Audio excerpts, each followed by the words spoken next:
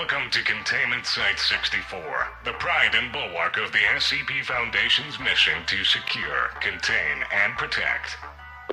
Within Site 64, Foundation departments cooperate to secure anomalous objects and entities known as SCPs.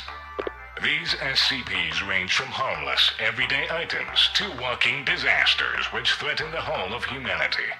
Hey everyone, I am back once again to speak to all of you about the Carnage update, which is now set to release this Friday, November 14th.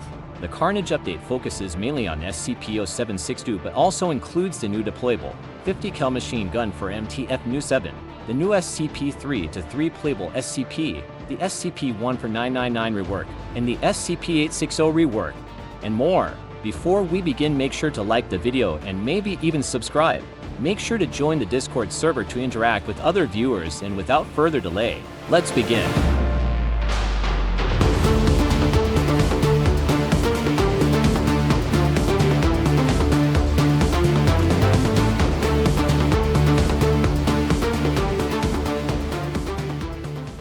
Starting off, we have some new SCP-0762 changes. SCP-0762 is now completely made of mesh, allowing for certain things, such as the lines on SCP-0762's body glowing red upon use of certain abilities. Nothing else has really changed for Phase 1 other than a few improvements to the abilities. In Phase 2, SCP-0762 gains 3 new abilities. Mach dash activated with the F key has U-dash, speed increasing until you reach the max speed for it. The faster you get, the harder it is to turn. If you hit a player, it will decrease the cooldown on your next ability Sevenfold Vengeance, and ragdoll the player out of the way. If you hit a wall, the ability will end, but if you end the ability yourself, you will smash the ground, causing players in a small distance to ragdoll. The next ability, Sevenfold Vengeance, can only be used on an enemy that is on low HP. If they are low and down, you will be able to grab them and enter an animation that kills them. It maximizes your charge for Embrace of Sin. Embrace of Sin is the new passive that allows you to launch swords at the end of Mach dash.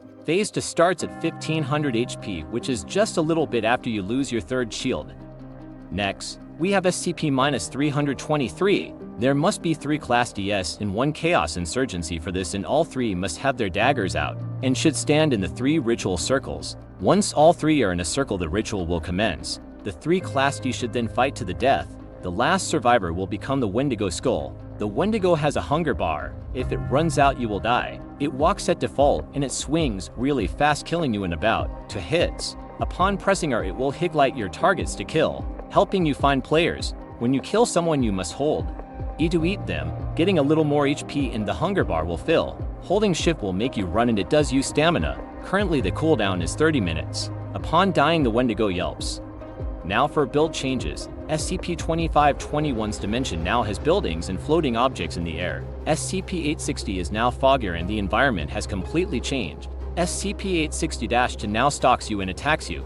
It's very fast and one hits you. Finally, SCP-1499 is now contained in a case and you can hold it before putting it on. SCP-1499 entities now have animations and will grab you and slowly kill you. The dimension has new structures. Only one person can hold the mask now, and no SCPs can use it to escape the nuke. In the CDC, there are new testing boards and the letters flip upon changes inside the site. The flooring is now different and the standing pads are more spaced out and no longer glow. The solitary console is now on the overlook point in the entrance instead of next to briefing room.